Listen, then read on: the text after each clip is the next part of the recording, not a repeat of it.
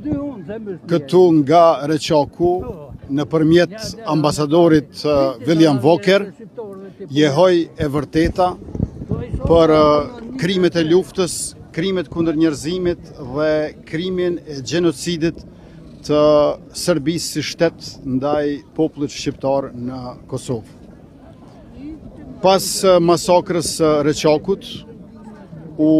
ndërgjegjësuan, vetëdijsuan dhe mobilizuan edhe opinioni publik ndërkombëtar, edhe kancelarit diplomatike perëndimore.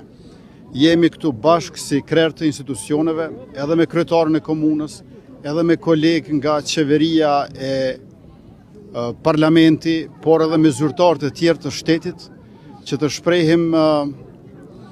dhembjen tonë për këtë plagë të hapur, së cilës ende i mungon drejtësia,